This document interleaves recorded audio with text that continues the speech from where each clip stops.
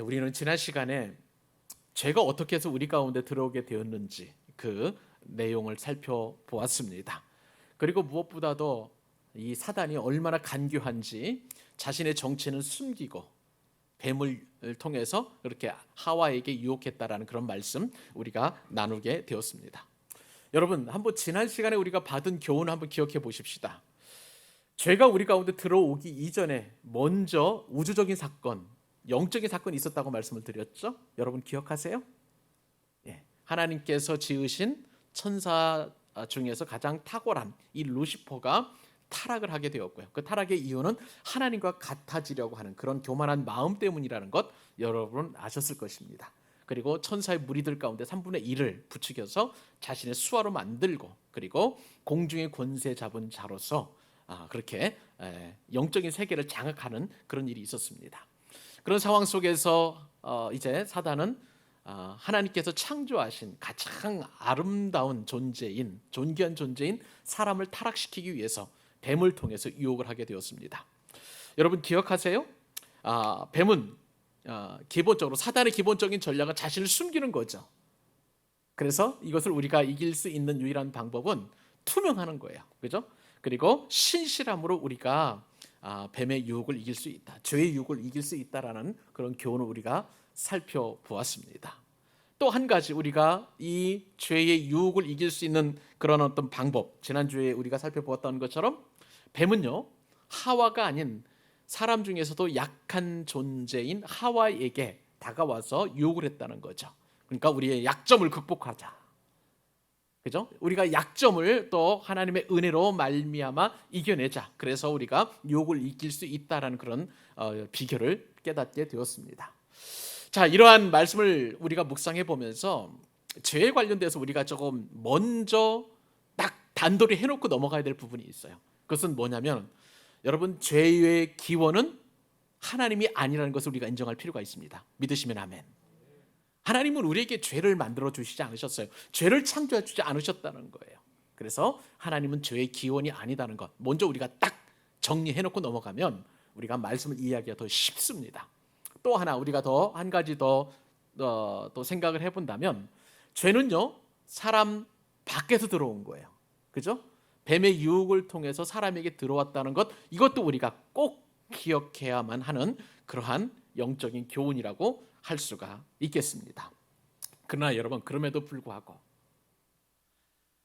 불구하고 하나님께서는 만물의 영장인 아담과 하와에게 죄의 책임이 없다라고 말씀하지 아니하시고요, 죄의 책임을 또 물으시고, 또 죄의 책임에 대한 그 대가를 또 하나님께서 지불을 하게 하신 것을 보게 됩니다. 그렇기 때문에 죄와 관련된 모든 값은, 죄의 삭은 뭡니까? 사망이에요. 죽음이에요. 그렇기 때문에 사람은 죽음에서 벗어날 수 없다라는 것 우리가 인정을 해야만, 어떻게 해서 우리가 이 죄의 유혹이 얼마나 우리에게 불리하고 얼마나 어렵고 얼마나 두려운 것인지를 분명하게 알고요, 그렇게 해서 우리가 죄의 유혹이 올 때마다 이것을 물리쳐야만 한다는 것을 우리가 당위성을 갖게 된다는 거예요. 사랑하는 여러분, 오늘 여러분들에게는요, 죄의 유혹을 이길 수 있는 나머지 3가지 더 비결을 말씀해 드릴 거예요.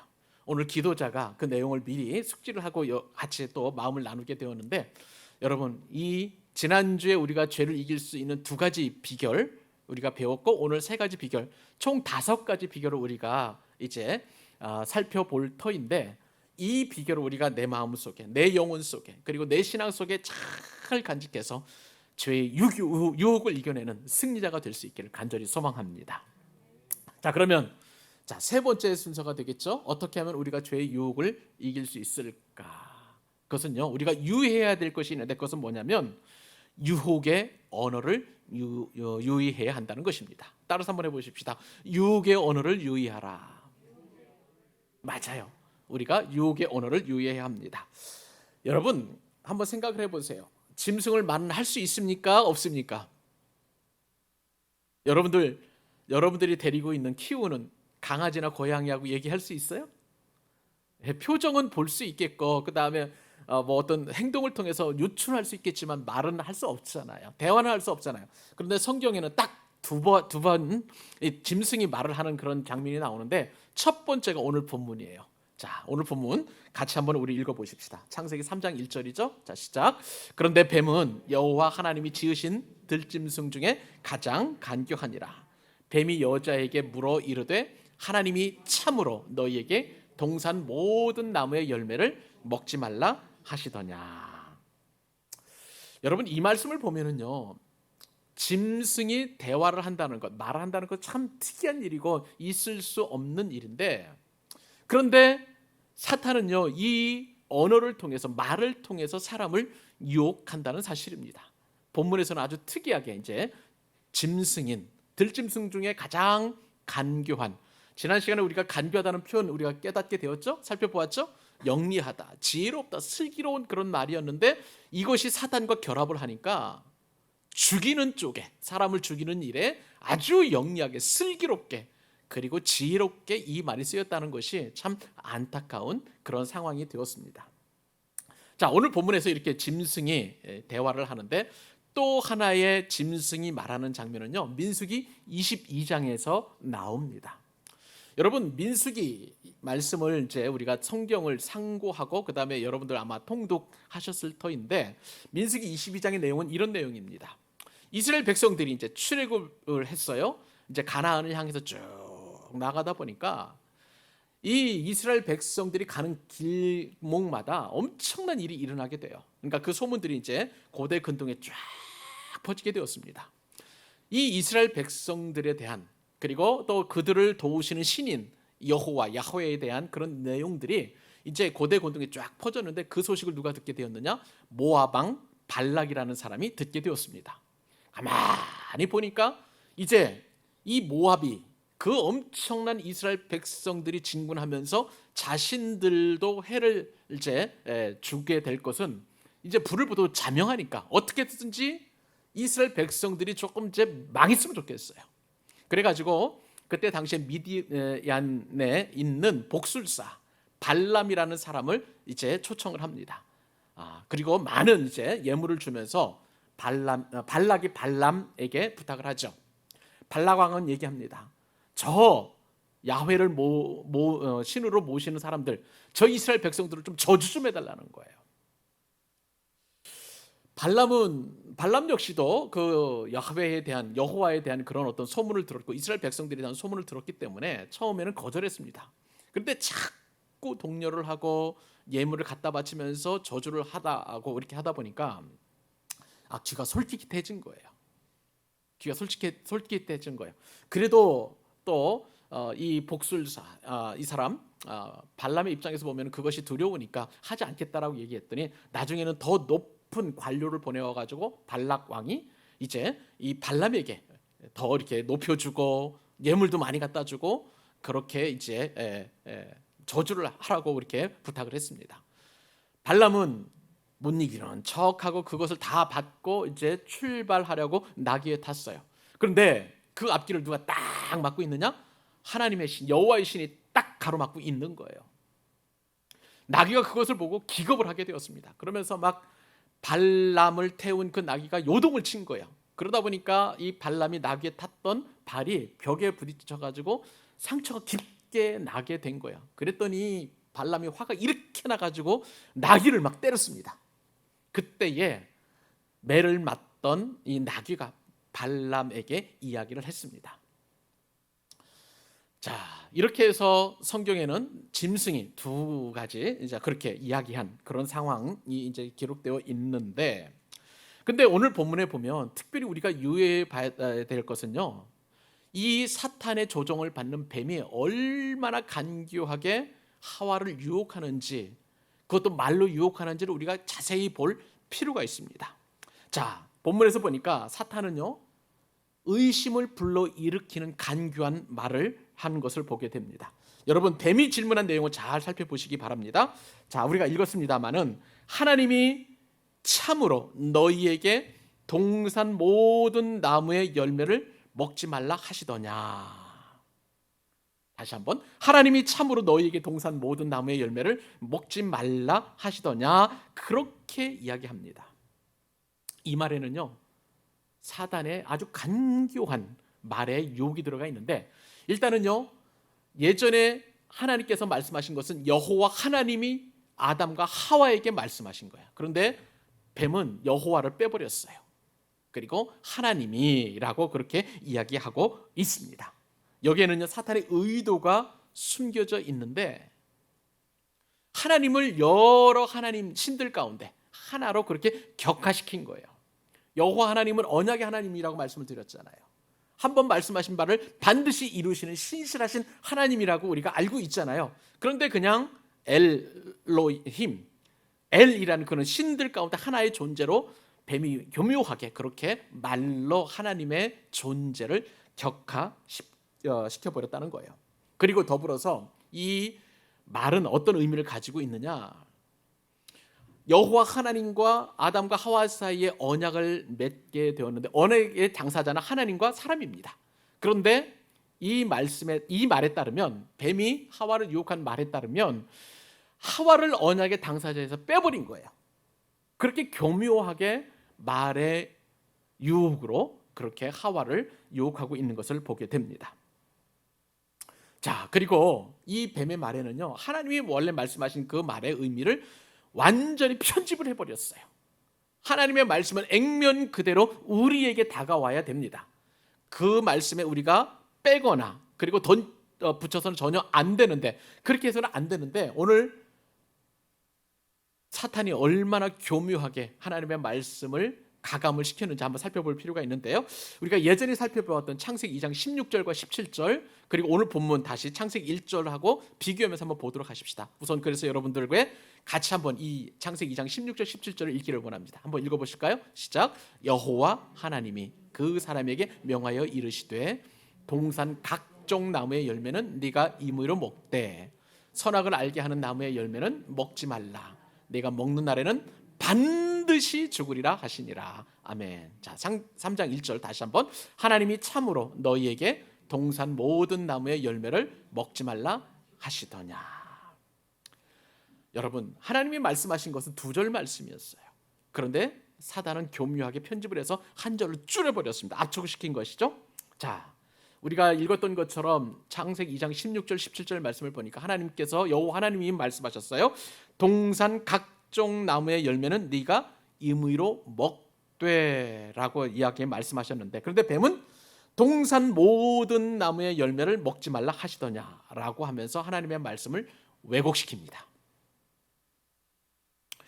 아담과 하와가 먹을 수 있는 각종 나무라고 이렇게 표현되어 있는데, 그런데 모든 나무의 열매라고 그렇게 사단이 말을 바꿔버리니까 어떻게 되냐면, 하와에게 은근히 선악을 알게 하는 나무의 열매도 먹을 수 있도록 그렇게 말을 바꿔버린 거예요.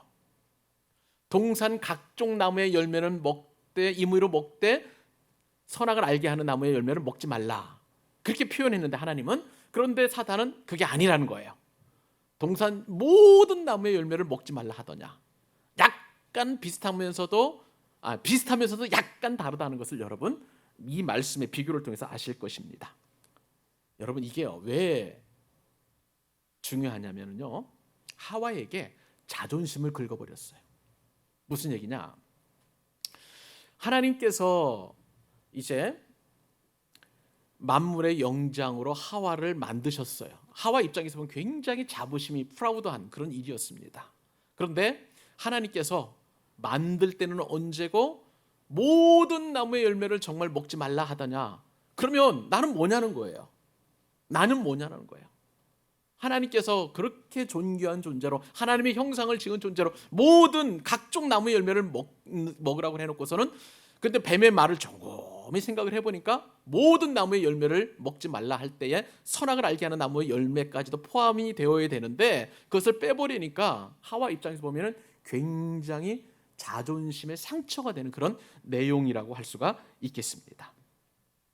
이것을 우리식으로 표현하면 이렇게 할 수 있는 거예요. 시집간 이제 딸에게 친정 부모님이 이렇게 얘기할 수 있어요. 아니면 다른 또 딸의 친구들이 이렇게 얘기할 수 있어요. 너희 시댁이 참 부자라면서, 부자인데 너희에게 집 한 채 안 사줘? 분명히 그렇게 얘기할 수 있잖아요. 또 너 회사에서 이렇게 인정받는다면서. 그런데 너 회사에서 승진도 안 되고 부장도 안 되고 이사도 안 되고 겨우 그 정도밖에 안 돼? 라는 그런 어떤 말하고 비슷한 거예요. 자존심을 자꾸 박박 긁어내는 그러한 말이라고 할 수가 있겠습니다. 그러니 하와가 이 말에 교묘히 넘어갈 수밖에 없는 거예요. 그 다음에 오늘 말씀을 보니까 하나님이 참으로, 진정으로, 정말로 그런 뜻이죠. 이 말이 굉장히 중요한데요. 참으로 라고 그렇게 동산의 모든 나무를 먹지 말느냐, 나무 열매를 먹지 말라 하더냐, 이렇게 이제 물었답니다.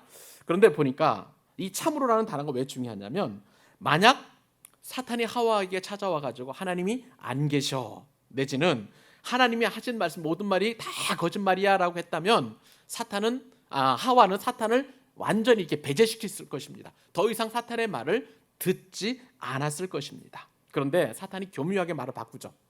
정말로 하나님이 이 동산의 과일을 다 먹지 말라 하더냐, 다 먹지 말라 하더냐, 이 말이 하와에게는 딱 마음에 걸린 거예요. 이 말을 듣자 하와에게는요, 이 선악을 알게 하는 나무의 열매를 먹고자 하는 강렬한 열망이 생겼습니다. 그전에는요, 이 유혹의 말을 듣기 전에는 아무런 관심이 없었어요. 선악을 알게 하는 나무의 열매는 당연히 먹지 않는 것으로 여겼었는데, 이렇게 유혹의 말을 듣다 보니까 마음의 자존심도 상하고, 정말 저거 내가 먹으면 내가 죽나? 뭐 이런 어떤 마음도 들 것이고, 나는 그렇게 하나님께서 정말 존귀한 자로 창조해 주셨는데 내가 저것도 먹지 말아야 되나? 뭐 이런 어떤 의심이 자꾸 생기는 거예요. 이런 것이 하와의 마음 가운데서 자꾸 불릴 듯이 그런 마음들이 생겼다는 것입니다. 저는 요즘요, 에스더서를 큐티를 하고 있는데 이 사람의 말이 얼마나 강렬하게 사람을 유혹할 수 있는지를 뼈저리게 느끼고 있습니다. 여러분, 에스더서 보통 이제 하나님이 전혀 등장하지 않죠. 하나님이란 말이 전혀 등장하지 않은 그런 성경입니다. 근데 이 에스더서의 배경은 에스더가 왕으로 책정되기 이제 이전에 이제 있었던 여러 가지 일들과, 그리고 에스더를 통해서 유다 민족이 구원을 받는 또 하나님의 놀라운 이제 은혜가 에스더서 안에 이제 묵묵히 기록되어 있는데, 근데 제가 묵상한 것은 에스더서 1장에서 3장까지 내용이었어서 요즘 이제 계속 본문이 그 본문인데, 자, 에스더가 이제 왕으로 세워지기 이전에 어떤 일이 있었었냐면, 대제국의 왕인 아하수에로 왕이 있었습니다. 바사의, 지금 이제 말로는 페르시아죠. 바사는 이 페르시아의 왕 아하수에로 왕의 그 이야기인데, 이 아하수에로 왕이 얼마나 그 권세가 강력했던지, 동쪽으로는 저 인도에서부터 서쪽으로는 저 아프리카 구스까지, 이디오피아까지 엄청난 땅을 통치하게 되었어요. 그래서 전 세계를 127개의 도로 나누고, 그 자신의 위엄과 자신의 권위를 내세우기 위해서 이제 각 도에 있는 신하들, 방백들, 그리고 유력 인사들을 다 초청해서 겨울 궁전인 수산궁에서 잔치를 벌였습니다. 여러분, 그 잔치 날이 며칠인지 아세요? 무려 180일입니다. 6개월. 우리는 결혼식 잔치 하루만 해도 우리 가정경제가 휘청일 만큼 그렇게 엄청난 돈이 들어가는데, 무려 180일 정도 6개월 동안 잔치를 벌인 거예요. 그리고 나서 그 이후에 한 번 더 잔치를 벌이는데요, 이 겨울 궁전에 사는 수산성의 백성들을 위해서 7일 동안 잔치를 벌이게 되었습니다. 참 방대한 엄청난 국가이면 틀림이 없는 것 같습니다. 그런데 이 아수에로 왕이요, 잔치를 벌이면서 술이 거나하게 취했어요. 기분이 좋았던 모양이죠. 그러면서 그 마음 가운데 어떤 마음이 들었냐면, 왕후 와스디, 그때 당시에 첫 왕비가 와스디였는데 와스디를 불러왔어요. 왜냐하면 이 와스디는 원래 이름이 아름답다는 뜻을 가지고 있는데 그만큼 미모가 아주 빼어난 그런 사람이었던 모양입니다. 그래서 왕은 술기운에 왕비를 불러가지고 신하들 앞에서 내 아내가 이렇게 예뻐, 그렇게 자랑을 하고 싶었던 모양이에요. 그런데 이렇게 예쁜 와스디를 초청을 했는데 와스디 입장에서 이게 굉장히 불쾌한 일이었어요. 왜냐하면 멀쩡한 정신도 아니고 술기운에 불렀다는 것 자체가 굉장히 기분이 안 좋았을 뿐만 아니라 혹시 또 다른 신하들도 다 술에 취했을 거 아니에요. 해코지라도 당하면 얼마나 모욕적이고 또 그렇게 또한 수욕적인 일인지 와스티는 그것을 거절했습니다. 여러분, 이 잔치 분위기가 어떻게 됐을까요? 완전히 차가운 그런 어떤 찬 기운이 싹 몰려들게 되었습니다. 왕은 화가 머리끝까지 치밀었겠죠. 그러한 왕의 그 모습을 보고 왕의 안색을 살피던 여러 신하들이 있었어요. 그 가운데에 무무간이라는 그 신하가 왕에게 이야기를 합니다.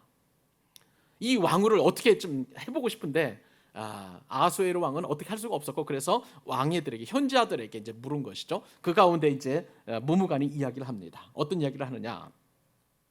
자, 이거는 엄청난 사건입니다. 왕에게 잘못한 것일 뿐만 아니라 제국 전체에게도 잘못한 것인데, 왕비가 왕의 말을 안 들었으니 이것을 모든 있는 전 세계에 있는 이 바사의 제국의 아내들이 알게 되면 남편 말을 다 무시할 것 아닙니까?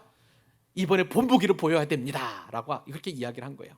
그래가지고 그 말을 들으니까 왕은 너무나 화가 나가 조서를 내려가지고 왕후를 폐위시키고, 그리고 모든 집 가정에 있는 가장을 모든 가족들이 이렇게 인정하고 존중하라고 그렇게 조서를 내려버립니다. 한 사람, 신하 한 사람의 말이요, 전 세계를 움직일 수 있는 왕의 마음을 바꿔버렸어요. 그리고 한 나라의 국기를 흔들어버리는 엄청난 일이 일어나게 된 것입니다. 하물며 아담과 하와의 마음을 흔들어버린 이 사단의 유혹은요, 전 인류를 죽음으로 내몰 만큼 엄청난 그런 역효과를 내게 되었다는 것입니다. 그 사단이 바로 오늘날 우리에게도 말로 우리를 유혹한다는 사실입니다. 여러분, 제가 말씀을 준비하면서 기가 막힌 재미있는 글을 하나 읽었어요. 사단의 나라에서는요, 우리 그리스도인의 신앙 성장을 막는 부서가 있다고 합니다. 전통적인 그런 어떤 사단의 부서에서 어떤 얘기를 하냐면, 우리 성도들이 기도를 못하게 한다는 거예요. 예배를 못 드리게 한다는 거예요. 그리고 성경을 못 읽게 한다는 거예요. 바쁘게 한다는 거예요. 그래가지고 할 수만 있으면 하나님을 자꾸 멀리하게 한다는 거예요. 그리고 때로는 고통도 주고요, 삶에 어려움도 준다는 거예요. 그런 일들을 사탄의 어떤 부서가 했다는 것입니다. 그런데요, 그렇게 할 때마다 사탄은 실패했다는 거예요. 왜냐하면 그렇게 삶에 어려움이 있으면 있을수록 우리 그리스도인의 성질은 어떻게 됩니까? 하나님을 더 의지하게 되니까 그러니까 사탄의 그 부서의 전략은 매번 격파가 되는 거예요. 그런데요, 사단의 부하 중에서 아주 간사한 부하가 있는데 아주 특수부서, 특공대를 만들었다는 거예요. 이 특공대의 특징은 뭐냐면, 우리 예수님을 믿는 하나님의 백성들이 예배하게 그냥 놔둔다는 거예요. 기도하게 놔두고 성경을 읽도록 놔둔다는 겁니다. 그 대신 한 가지 하는 게 있는데 뭐냐면은 적당히 하도록. 그리고 그 적당하게 한 이후에 나머지 모든 삶의 에너지를 자기를 개발하고 돈 열심히 벌고 그리고 뭐 하는 일에 계속 할 수 있도록 그렇게 마음을 자꾸 부추기고 유혹을 한다는 거예요. 교회 일에, 봉사하는 일에, 또 전도하는 일에, 기도하는 일에, 예배하는 일에 그 정도면 됐어. 적절하게 그냥 그 정도면 됐어. 얼마나 더 해. 그렇게 유혹을 하고 나머지는 계속 자기 분주하게 하고 자기 개발하게 하고 이런 쪽으로 유혹을 했다는 거예요. 그런데요, 놀라운 것은 이러한 사탄의 전략은 백발백중 성공을 했다는 것입니다. 사랑하는 여러분, 이 시간 우리는 사단이 우리를 교묘하게 유혹하는 유혹의 언어를 받고 있음을 여러분도 직시하실 수 있기를 바랍니다. 끊임없이 우리를 유혹해서 우리를 그냥 적당하게 그렇게 우리가 신앙생활 하도록 그렇게 유도한다는 거예요. 여러분, 이것은 사단의 유혹의 언어인 줄 믿으시기 바랍니다. 하나님은 우리와 더 가까이 하기를 원하시는 거예요. 주님의 뜻에 순종하기를 원하시는 거예요. 더 하나님을 기쁘시게 하도록 우리들의 마음을 감동시켜 주시고 열정을 불어일으켜 세워주시고 헌신할 수 있도록 마음의 감동을 주시는데, 여러분, 두 음성 가운데 어떤 음성을 들어야만 하겠습니까? 이 시간 함께 예배하는 우리 모든 믿음의 권속들을 축복합니다. 하나님의 음성을 들으실 수 있기를 바랍니다. 사단이 나를 유혹하는 그 유혹의 언어를 다 물리치고 하나님께서 주시는 음성만 들을 수 있기를 우리 주님의 이름으로 축복합니다. 두 번째, 오늘 본문을 통해서 그러니까 전체적으로 이제 우리가 또 살펴보는 우리가 유혹을 이겨낼 수 있는 비결이죠. 그 비결은 뭐냐면요, 불만과 의심을 유의하라는 것입니다. 불만과 의심을 유의하라. 여러분, 세상에는 수많은 소리가 있죠. 살리는 소리가 있는가 하면 죽이는 소리도 있습니다. 아담과 하와는 늘 살리시는 하나님의 음성을 들어야만 했음에도 불구하고요, 죽이는 사단의 음성을 듣게 됩니다. 오늘 본문 2절과 3절 우리 같이 한 목소리로 읽습니다. 자, 시작. 여자가 뱀에게 말하되 동산 나무의 열매를 우리가 먹을 수 있으나 동산 중앙에 있는 나무의 열매는 하나님의 말씀에 너희는 먹지도 말고 만지지도 말라 너희가 죽을까 하노라 하셨느니라. 여러분, 우리는 오해하는 게 한 가지 있습니다. 사단이 우리를 유혹할 때 돈으로 우리를 유혹하는 쪽으로 생각을 해요. 건강으로, 쾌락으로, 명예 때문이라고 그렇게 명예를 가지고 우리를 유혹한다라고 하지만 그것은 아주 초보적인 단계입니다. 사단은 간교하게도요, 이런 것이 아니라 하나님의 말씀을 가지고 우리를 유혹합니다. 고단수예요. 우리가 말씀대로 살면은 마귀는 반드시 패배합니다. 이거는 진리예요. 그렇기 때문에 사단은 우리가 끊임없이 하나님의 말씀을 듣지 못하도록, 말씀대로 살지 못하도록 그렇게 유혹하는 것을 보게 됩니다. 마귀가요, 우리를 유혹하는 최대 공격은 뭐냐면요, 설교를 듣지 못하게 하는 거예요. 어떻게 듣지 못하게 하느냐? 설교를 듣지 못하게 하는 방법은 간단해요.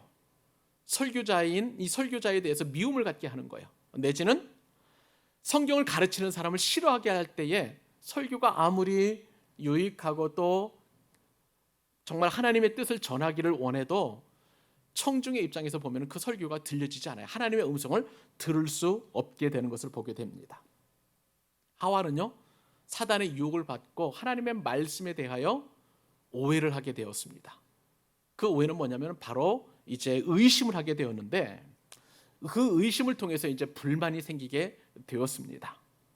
하와는 사단의 말을 듣기 전에는 불만이 없었어요. 의심도 없었어요. 그러니까 사단의 말을 듣고 나서 지금보다도 더 좋은 것이 있다, 더 좋은 것이 있다라고 그렇게 생각을 했어요. 그러니까 하와의 입장에서 보면은 말씀에 대한 판단이 서게 되었는데, 뱀의 말을 듣고 보니까 동산에 있는 각종 모든 그런 과일보다도 이 선악과가 더 맛있어 보이고 보기도 좋고 먹음직스럽기도 한다는 거예요. 그러한 비교 의식이 사탄 가운데 생기게 되었습니다. 자, 이 불만이 이제 죄로 이어지게 되는데, 자, 이 죄로 이어지기까지 사단의 질문, 어떤 질문이 있었었냐? 하나님이 참으로 너희에게 동산 나무의 모든 열매를 먹지 말라 하시더냐? 이 말이요, 결정적으로 하와의 마음 가운데 의심을 불러 일으키게 되었습니다. 어떤 의심인가? 과연 정말 그럴까? 하나님은 사랑이 많으신 분이신데 나를 정말 죽게 하실까? 반드시 죽으시라고 그랬는데 나를 정말 죽이실까? 이것에 대한 의심을 하게 되었다는 것입니다. 사단은 기본적으로요, 이간질에 능수능란합니다. 하나님과 우리 사이를 교묘하게 이간질하는 거예요. 그래서 그 안에서 의심이 생기게 하고 말씀에 대한 불만이 생기게 해가지고 그렇게 끊임없이 하나님의 말씀에 대한 그러한 의심을 갖게 하는 것을 보게 됩니다. 뱀의 유혹을 받아서 불만과 의심에 이제 하와가 휩싸이게 되었죠. 그런데 하와는요, 말씀에 대한 판단이 서게 됩니다. 자, 하나님께서 분명히 동산 각종 나무의 열매를 먹지 마, 임의로 먹되라고 말씀하셨습니다. 근데 이 각종이라는 것에서 이제 오늘 사탄에게 이제 답변하는 하와의 그 말을 보면 이 각종이라는 말이 빠져요. 그러니까 하나님의 말씀의 범위가 이제 축소되어 버리는 것을 보게 됩니다. 그리고 또 2절 말씀을 보니까 여자가 뱀에게 말하되 동산 나무의 열매를 우리가 먹을 수 있으나, 그러니까 여기서 동산 각종에서 각종이 빠진 것이죠. 또 3절을 말씀해 보니까 동산 중앙에 있는 나무의 열매는 하나님의 말씀에 너희는 먹지도 말고 만지지도 말라.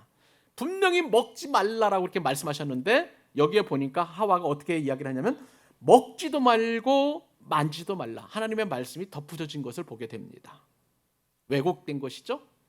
그리고 또 하나님께서 이 동산 중앙에 있는 이 선악을 알게 하는 나무의 열매를 먹게 되면 반드시 죽으리라고 말씀하셨는데, 이 말씀 어떻게 바꿔버렸느냐? 죽을까 하노라. 안 죽을 수도 있다는 거예요. 그렇게 말씀을 편집을 한 것을 보게 됩니다. 죽을까 하노라는 반드시 죽은 거하고 죽을까 하노라하고 완전히 다르죠. 하나님께서 이 선악을 알게 하는 나무의 열매를 먹으면 반드시 죽게 되었다는 것인데, 하나님께서 내리시는 벌의 범위를 축소시킨 것을 보게 됩니다. 이제는요, 하와의 마음 가운데 하나님의 말씀이 절대가 아닙니다. 얼마든지 바꿀 수 있고, 얼마든지 의심해 볼 수 있고, 얼마든지 불만을 가질 수 있는 그런 상황으로 사단은 유혹하고 말았던 것입니다. 여러분, 사단은요, 인간에게 불만과 의심을 놓치지 않고 하나님 말씀에 정반대되는 그런 말을 서슴지 않고 내뱉는 그런 영적인 존재예요. 우리는 하나님의 말씀을 어미롭고 나를 향하신 하나님의 뜻으로 알고 그 음성에 우리가 순종하기를 기뻐. 우리는 원래 그런 존재입니다. 그런데도 의심을 갖게 하고 그 말씀을 못 듣게 하고, 그리고 또한 불만을 갖게 하고 판단하게 하고 편집하게 하고 왜곡시키고 하는 그런 일들을 사단이 지속적으로 우리 가운데 그렇게 영향력을 미친다는 거예요. 사랑하는 여러분, 사단은요 지금도 우리를 그렇게 유혹합니다. 사도 바울은요 목숨을 걸고 3차까지 그 전도 여행을 했는데, 요즘 전도자들은요, 제가 어떤 한 그런 글을 읽었는데, 칼럼을 읽었는데, 요즘 전도자들은 전도를 빼놓고 여행만 한다는 거예요. 여행만 한다는 거예요. 목숨 걸고 여행을 할 정도로 그렇게 여행에 관심을 갖는다는 것입니다. 요즘 성도들은요, 어떤 또 일을 하느냐? 옛날에 믿음의 선진들은 문제가 생길 때나 어려움이 생길 때는 금식 기도를 하나님 앞에 드렸어요. 그런데 요즘 성도들은 금식에서 금자를 빼버린다는 거예요.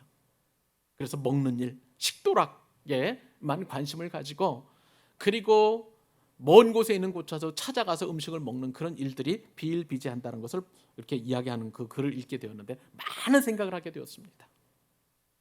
사단은 끊임없이 우리로 하여금 하나님의 말씀을 판단하게 해요. 그리고 그 판단하면 반드시 불만이 생기고 의심을 하게 될 수밖에 없고요. 그 불만과 의심을 통해서 우리는 죄로 이어질 수밖에 없는 거예요. 그러므로 사랑하는 여러분, 하나님의 말씀을 그대로 받기를 주님의 이름으로 축복합니다. 데살로니가 교회 성도들, 그리고 베레아 성도들은요, 하나님의 말씀이 정말 그런가 하여 그 말씀을 간절한 마음으로 받았어요. 저와 여러분에게도 하나님의 말씀을 간절하게 받는, 열린 마음으로 그렇게 하나님의 은혜를 받는 저와 여러분 되실 수 있기를 우리 주님의 이름으로 축복합니다. 마지막 한 가지, 사단의 유혹을 어떻게 우리가 하면 이길 수 있을까? 한 가지 비결 마지막으로 더 말씀을 드립니다. 하나님의 말씀을 가볍게 여기지 말고 존중하라고 우리에게 교훈해 주십니다. 하와가 사단의 유혹에 넘어간 것은 거듭 말씀을 드립니다만 하나님의 말씀을 가볍게 여기기 때문에 그렇습니다. 여러분에게 한번 질문 드리고 싶어요. 하나님의 말씀은 불분명합니까? 하나님의 말씀은 적당합니까? 그렇지 않잖아요. 하나님의 말씀은 아주 분명합니다. 선명하게 저와 여러분을 향하신 하나님의 뜻은, 하나님의 말씀은 선명하게 우리 가운데 기록되어 있는 것입니다. 그렇기 때문에 이 하나님의 말씀 구원의 말씀이에요. 능력의 말씀이에요. 소망의 말씀이에요. 기쁨의 말씀이고 저와 여러분을 살리는 그런 하나님의 말씀인 줄로 믿습니다. 그런데 우리가 교회 다니면서도 은혜 받지 못하는 것은 적당하게 하나님의 말씀을 그렇게 듣기 때문이 그런 거예요. 하나님의 말씀을 중요하게 여기지 않은 하와는요, 드디어 사단의 유혹에 완전히 넘어가 버리고 말았습니다. 자, 우리가 4절과 5절 말씀 같이 한번 읽어보도록 하시죠. 자, 시작. 뱀이 여자에게 이르되 너희가 결코 죽지 아니하니라. 너희가 그것을 먹는 날에는 너희 눈이 밝아져 하나님과 같이 되어 선악을 알 줄 하나님이 아심이니라. 아멘. 이 뱀의 유혹에 넘어간 하와의 결정적인 실수는요, 하나님의 말씀을 마음대로 빼고 자기 마음대로 덧붙였기 때문이에요. 여러분, 우리가 성경을 읽다가 혹시 이해가 되지 않는다면 그냥 덮어놓고 넘어가실 수 있기를 바랍니다. 내가 자꾸 내 경험과 그리고 내가 배운 학식을 가지고 그 말씀을 판단하고 자꾸 하다 보면은 우리는 시험에 들 수 있는 거예요. 신학을 공부한 분이 오히려 부활을 부정하는 분들이 많이 계세요. 예수님의 동정녀 탄생을 부정하는 사람들이 많이 있어요. 신학자들이 그럴 수도 있다는 거예요. 이 참 기가 막힌 노릇 아니겠습니까? 그러니까 이럴 때는요, 그냥 하나님께서 언젠가는 말씀을 깨닫게 해주시지. 하나님의 말씀이 틀린 것 아니지 않습니까? 그죠? 하나님의 말씀은 언제나 옳으십니다. 분명한 것은 우리의 이해력이 그 말씀을 완전히 깨닫기에는 그만큼 우리가 영적 수준이나 믿음이 부족하기 때문이지, 하나님의 말씀은 결코 오류가 없는 줄을 우리는 믿습니다. 역사적으로 보면은요, 하나님의 말씀이 존중이 받을 때 하고 하나님의 말씀이 무시당할 때 엄청난 일이 일어났던 것을 보게 돼요. 하나님의 말씀이 사람들의 그 지성이 깨어지면서 근대화 이후에 사람들의 지성이 이성이 밝히 이렇게 점점점 확대되어 가면서 하나님의 말씀 성경이 막 비판을 받게 되었어요. 성경은 하나님의 말씀이 아니라는 겁니다. 그 사람들이 이야기할 때 이것은 사람들이 각각 지어가지고 편집을 했다는 거, 하나의 책, 편집된 책이라는 거예요. 하나님의 말씀이 이렇게 가볍게 되니까 나중에 어떤 일이 일어났느냐? 세계 제1차 대전이 이 양식 비평을 통해서 가장 활발할 때에 제1차 대전이 일어나게 되었습니다. 그리고 하나님의 말씀이 자꾸 어떤 나라든지 간에 어떤 공동체든지 간에 어떤 가정이든지 간에 어떤 개인이든지 간에 하나님의 말씀이 자꾸 폄하가 되고 소홀히 여겨지게 되면 그 개인, 가정, 공동체 그리고 또한 그 국가는 망할 수밖에 없는 거예요. 그러나 여러분, 분명한 게 한 가지 사실이 있습니다. 하나님의 말씀을 우리가 사랑하고 하나님의 말씀을 존중하면 반드시 하나님께서 복의 복을 더하여 주실 줄로 믿습니다. 멀리 갈 거 필요 없어요. 이 대한민국을 한번 보십시오. 대한민국은요, 세계 선교사에서 아주 기가 막힌 특별한 케이스입니다. 어떤 케이스냐? 이 한국 사회는요, 선교사님보다도 하나님의 말씀이 먼저 들어온 전 세계 선교사에서 유례가 없을 정도로 아주 특이한 선교지라고 할 수가 있겠습니다. 하나님의 말씀이 처음 이 땅에 들어온 것은 1816년이에요. 순조 16년 때인데, 그때 충청도 저 서천에 보면 마량지라는 곳이 있습니다. 이곳에 영국 알세트호의 선장 머린 맥스웰 함장이라는 사람이 잠시 이곳에 정박을 하게 되었는데, 그때에 이곳을 좀 이렇게 통치하던 첨사가 있었어요. 조대복이라는 사람인데, 이 조대복이라는 첨사에게 이 선장이 킹 제임스 버전 성경을 먼저 전해 주었어요. 이것이 기독교와 한국 조선 사회가 첫 번째 접촉한 놀라운 사례입니다. 그리고 그 이후에 1882년에 중국 심양이라는 곳에서 이제 존 로스와 그리고 그의 매제인 맥킨타이어 선교사가 우리나라 성경을 우리나라 한글로 이렇게 번역을 하게 됩니다. 그 땅에 살고 있었던 조선 사람들의 도움을 받아가지고 이제 쪽복음, 누가복음과 요한복음을 한글로 번역을 하게 되었고요. 그로부터 이제 5년 후에는 1887년 최초의 신약 성경인 예수 성교 전서가 발행이 되게 되었습니다. 기가 막힌 것은요, 그때 당시에 중국하고 우리나라 사이에 왔다 갔다 하면서 홍삼을 팔던 사람이 있었어요. 서상륜이라는 사람인데, 이 서상륜이라는 사람이 이 성경을 가지고 권서인이라고 해서 성경을 팔고 성경을 전해주는 사람이에요. 이 사람이 성경을 전해주고 그렇게 팔면서 우리나라 최초로 교회를 세우게 되었는데, 그것이 바로 소래교회, 저 황해도 땅에 소래라는 곳에 교회를 세우게 되었습니다. 이처럼 우리나라는요, 선교사님들보다도 성경이 더 먼저 들어온 아주 기가 막힌 성경을 사랑하는 민족이 되게 되었습니다. 나중에 선교사님이 들어오게 되었는데, 이제 알렌 선교사가 1884년 의료 선교사이죠, 들어오게 되었고, 그 뒤에 1885년 아펜젤러 언더우드가 이 땅에 들어오게 되었는데, 이런 한국적인 독특한 선교 상황에 대하여 미국의 북장로교 해외 선교부 총무였던 아더 브라운이라는 사람이 한 이제 선교 잡지에 글을 쓰게 되었습니다. 우리나라를 보고 이 선교 글을 쓰면서 어떤 얘기를 하냐면은, 이 한국은 장차 세계의 선교지의 중심이 될 것이다. 전 세계의 심장이 될 것이다라고 그렇게 예언 같은 그런 글을 기록을 하게 되었습니다.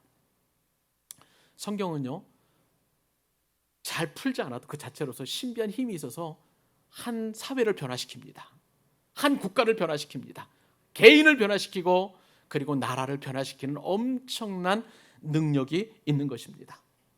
그렇기 때문에 1920년대에 이 성경의 중요성을 안 사람이 있었어요. 그리스도를 만난 조선의 선비라고 일컬어지는 김규신 선생인데요. 이분은 신학적으로 제가 동의하지는 않습니다. 왜냐하면 무교주의자이기 때문에 그래요. 그런데 그분이 가지고 있던 근본 정신은 제가 굉장히 존중하면서 그리고 귀하게 여기고 있습니다. 이분이 가지고 있는 꿈이 한 가지 있었어요. 성경을 너무너무 사랑했던 거예요. 이 조선 땅이 살아가기 위해서는 성경을 붙잡을 수밖에 없다라고 이야기하면서, 그래서 그 사람이 이제 1927년에 잡지를 하나 만들었는데 성서조선이라는 그런 잡지를 만들게 되었습니다. 근데 이 성서조선의 이 발간문에 아주 기가 막힌 글이 쓰여졌습니다. 제가 인용을 해보면 이 김규신 선생 이렇게 그가 이야기를 합니다. 나에게는 두 명의 애인이 있다. 하나는 성경이고 하나는 조선이다. 둘 다 버릴 수가 없어서 이 잡지의 이름을 성서조선이라고 한다. 그런데요, 이 다음 문장에 등장하는 문구가 제 마음을 감동을 시켰습니다. 김규신 선생이 이렇게 이야기합니다. 이 문제 많고 허물 많은 조선의 가장 귀한 선물은 성경이다. 성경의 정신이 이 조선에 이루어지길 원한다. 김규신 선생에게는요, 이 성경을 붙잡아야만 앞으로 이 조선 땅이 500년 동안 흥왕하고 그리고 잘 될 것이라는 그런 꿈을 가지고 있었던 거예요. 사랑하는 여러분, 여러분 어떻습니까? 과연 하나님의 말씀인 성경을 존중하고 사랑합니까? 이렇게 성경을 사랑했던 선조들 때문에 대한민국은요, 지금 전 세계에서 가장 기가 막힌 나라로 전 세계인의 사랑을 받고 있는 것, 여러분 지금 우리가 체감하고 있잖아요. 경제 발전, 정치 발전, 민주화뿐만 아니라 그 다음에 지금 융흥의 시대를 그렇게 살아가고 있지 않아요? 여러분 전 세계인들이 K-팝, 그 다음에 K-뷰티, K-드라마, 그 다음에 또 K-방산, 하여간 세계 유명한 그런 어떤 브랜드 제품마다 다 K가 들어가는 거예요. 하나님께서 이렇게 우리나라의 국격을 높여주셨습니다. 여러분, 김인기 선교사님하고 그래서 얼마 전에 통화를 하게 되었는데, 김인기 선교사님 하시는 말씀이 태국 사람들이 우리나라 사람들을 그렇게 좋아한다는 거예요. 젊은이들도 좋아하고 그리고 연세 드신 분들도 좋아하고, 그래서 우리 한국 사람들 참 좋아하는데, 그래서 저 김인기 선교사님이 부탁을 하셨습니다. 내년에 우리 교회 단기 선교 좀 그쪽으로 맡을 수 있느냐고. 우리 이제 권사님들 가셔서 김치 담가만 줘도 태국 사람들이 그렇게 좋아한다는 것이죠. 그리고 우리가 태국말을 할 줄 몰라도 한국 사람 그 자체만으로도 굉장히 사랑한다는 거예요. 우리 갈 수 있으면 내년에 우리 단기 선교를 태국으로 가는 그런 은혜가 있었으면 좋겠습니다. 우리 기도하십시다. 여러분, 이유는 딱 한 가지예요. 성경을 사랑하기 때문입니다. 우리나라를 이렇게 사랑하게 하신 그 이유는, 우리나라 국군을 이렇게 국격을 높여주신 이유는 이제 주님의 재림이 얼마 남지 않았는데 그 재림을 앞당기기 위해서 저와 여러분을 사용하기 위함을 여러분 믿으시기 바랍니다. 다른 이유는 없어요. 그 이유예요. 그렇기 때문에 우리는 성경을, 하나님의 말씀을 사랑해야 될 줄로 믿습니다. 성경을 존중해야 될 줄로 믿습니다. 성경을 사랑해야 될 줄로 믿습니다. 우리가 지속적으로 성경을 읽는 그런 캠페인 벌이고 있잖아요. 성경 쓰는 것, 그리고 말씀을 통해서 우리가 기도하는 것, 말씀 붙들고 기도하는 것, 너무나 소중한 거예요. 하나님은 그 어떤 것 하나도 다 버리지 아니하시고 이 말씀을 사랑하는 이것을 통해서 하나님은 놀라운 일들을 저와 여러분을 통해서 이루어 가실 줄로 믿습니다. 다 같이 성경을 사랑하고 성경을 통해서 주시는 은혜를 다 받아 누리는 모든 예배절 되실 수 있기를 우리 주님의 이름으로 축복합니다.